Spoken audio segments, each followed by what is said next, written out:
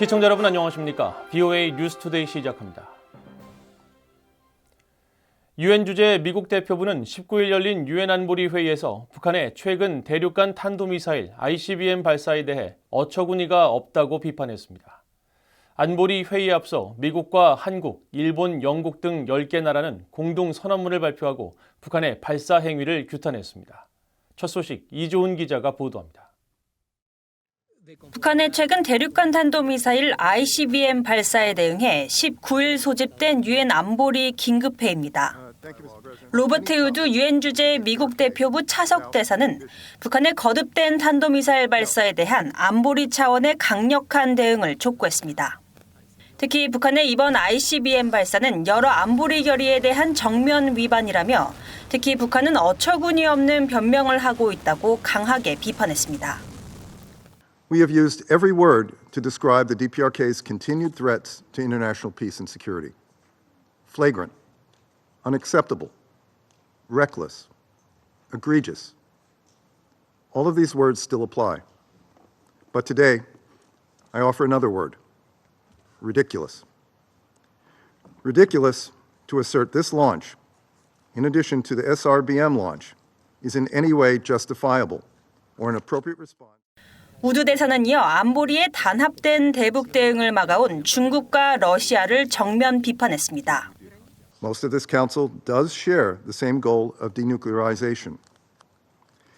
Now it is on Russia and China to join us, to act as if their credibility as a responsible permanent members depends on it.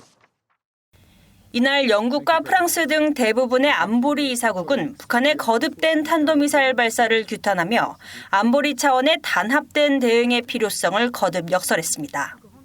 하지만 중국과 러시아는 이번에도 북한의 미사일 발사에 대한 규탄 없이 사태의 책임이 미국에 있다는 논리를 내세웠습니다. Прежде всего США должны прийти к единственно правильному решению в сложившейся ситуации. Воздержаться от дальнейших агрессивных шагов, включая угрозы свержения правительства и демонстрации силы, а также создать условия для взаимоуважительного диалога между Севером и Югом. 也注意到个别国家向盟友提供延伸威慑、向半岛派遣战略武器等举动。如果不能打破这种相互恃强的恶性循环，半岛局势恐怕还会持续升级。 북한은 회의 소집에 반발하면서 오히려 미국과 한국을 위협했고 이에 대해 황중국 유엔 주재 한국 대사는 한국은 북한의 핵 위협에 맞서 모든 조치를 취할 것이라며 미국, 일본과의 협력하에 북한의 거듭된 도발에 대응할 것이고 결코 지치지 않을 것이라고 강조했습니다. 이날 안보리 회의에 앞서 미국과 한국, 일본, 영국 등 10개국은 공동 성명을 발표하고 북한이 이웃 국가와 국제사회의 평화와 안정을 위협한 횟수만 올해 30번이 넘는다면서 북한의 미사일 발사를 가장 강력한 용어로 규탄한다고 밝혔습니다. 또 북한의 지속적인 핵무기 추구는 물론 악의적인 사이버 활동과 납치를 포함한 명백한 인권 침해를 외면할 수 없다고 강조했습니다. VOA 뉴스 이조은입니다. 미국과 영국 의회 의원들이 이틀 연속 감행된 북한의 탄도미사일 발사를 강력히 규탄했습니다. 미국 공화당의 마이클 맥콜 하원 외교위원장은 19일 VOA의 관련 논평 요청에 북한이 러시아의 불법적인 우크라이나 전쟁을 계속 지원하는 가운데 미국은 인도태평양 지역과 군사 동맹국인 한국에 대한 북한의 핵과 미사일 위협이 커지는 것을 계속 경계해야 한다고 밝혔습니다. 영국 의회 데이비드 알톤 상원의원도 이날 북한 미사일 발사에 대한 VOA의 논평 요청에 북한의 발사 행위는 유엔 안보리 결의와 제재에 대한 또 다른 위반이라며 북한이 국제규범을 완전히 멸시한다는 것을 보여준다고 비판했습니다. 특히 북한이 그들의 동맹인 러시아와 중국의 용인 없이 도발적이고 위험한 행동을 할 수는 없었을 것이라면서 이 같은 상황은 세계를 파국적 대결 국면에 한 걸음 더 가깝게 한다고 지적했습니다.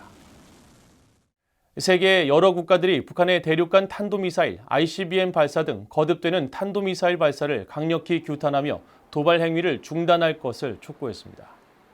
영국 외무부의 앤마리 트레빌리언 인도태평양 담당 국무상은 18일 성명을 통해 북한의 대륙간 탄도미사일 ICBM과 단거리 탄도미사일 발사는 여러 유엔 안보리 결의에 대한 명백한 위반이며 영내 안정을 심각하게 훼손하고 한반도의 평화와 안보를 더욱 불안정하게 만든다고 비판했습니다. 이어 영국은 북한이 불법적인 발사를 중단하고 신속하게 대화에 복귀하는 한편 완전하고 검증 가능하며 불가역적인 방식으로 핵과 탄도미사일 프로그램을 포기할 것을 강력히 촉구한다고 밝혔습니다. 독일과 캐나다 등 각국들도 이날 일제히 성명을 내고 북한의 미사일 발사를 규탄하며 북한이 추가 발사를 중단하고 안보리 결의를 완전히 이행할 것을 촉구했습니다. 러시아와 전쟁 중인 우크라이나는 성명에서 국제적 의무를 위반하면서 북한의 핵과 미사일 프로그램 개발을 지원하고 금지된 북한과의 협력을 지속하는 국가들, 특히 러시아의 행동에 대해서도 강력한 대응을 취해야 한다고 강조했습니다. 중국과 긴장 관계에 있는 타이완 외교부 대변인은 19일 VOA에 중국을 언급하지 않은 채 영내 긴장을 계속 고조시키는 북한의 무모한 행동을 중단하기 위한 국제사회의 적극적인 협력을 거듭 촉구한다고 밝혔습니다. 미국 백악관은 북한이 대륙간 탄도미사일 발사 후 대미 위협 메시지를 낸 데 대해 북한 정권이 영내 지역에 가하는 위협이 커지고 있음을 알고 있다며 동맹에 대한 확고한 방어 의지를 거듭 강조했습니다. 존 커비 백악관 국가안보회의 NSC 전략소통조정관은 19일 정례브리핑에서 북한이 미한일 미사일 경보정보 공유를 비난하고 핵무기로 미국을 공격하겠다고 위협한 데 대한 입장을 묻는 질문에 미국은 동맹국인 일본과 한국에 대한 책임을 진지하게 받아들인다면서 동맹과 파트너십을 활성화하기 위해 할 수 있는 모든 것을 하고 있다고 밝혔습니다. 이어 최근 북중러 3국 간 연대 움직임이 지속되는 데 대한 질문에는 이 상황을 주시하고 있으며 이들 세 나라는 미국과 동맹국들이 냉전 종식 이후 확립해온 규칙 기반 질서에 반대하는 국가들이라고 비판했습니다. 한편 미국 국무부의 매튜 밀러 대변인도 이날 정례브리핑에서 북한 김정은 국무위원장이 미국을 상대로 군사적 도발을 감행할 수 있음을 시사한 데 대해 미국은 북한 정권의 도발적 발언에 대응하지 않는 것을 정책으로 삼고 있다며 일축하고 북한의 대화에 나설 것을 촉구했습니다. 이어 18일 북중 고위급 외교당국자 회담에 이어 19일 중국과 러시아 간 양자 회담 등 북중러 3국 간 협력 움직임이 지속되는 데 대해서는 중국이 북한 문제 해결을 위한 역할을 해야 한다는 기존 입장을 거듭 강조했습니다. 미국과 한국, 일본이 북한 미사일에 대응하기 위한 경보정보의 실시간 공유 체계를 본격적으로 가동했다고 한국 정부에 이어 미국 정부도 발표했습니다. 내년 초부터 시작되는 단연간의 미한일 3국 훈련 계획도 수립했다고 밝혔습니다. 안준호 기자가 보도합니다. 미국 국방부는 19일 미한일 3국이 북한 미사일 경보정보의 실시간 공유 체계를 완전히 가동했다고 발표했습니다. 이어 이 같은 성과는 지난 8월 미한일 3국의 역사적인 캠프 데이비드 정상회의와 지난해 프놈펜 정상회담에 따라 구축된 것이라고 밝혔습니다. 또 이번 이정표를 통해 조 바이든 대통령과 한국의 윤석열 대통령, 일본의 기시다 후미오 총리의 리더십 아래 3국 안보 협력의 새로운 시대가 더욱 앞당겨질 것이라고 강조했습니다. 특히 최근 완전 작동 역량 검증 시험을 마친 뒤 3국 공유 체계가 활성화됐다면서 미한일 3국은 북한이 발사하는 미사일을 실시간으로 탐지하고 평가함으로써 자국민의 안전보장 능력이 향상된다고 설명했습니다.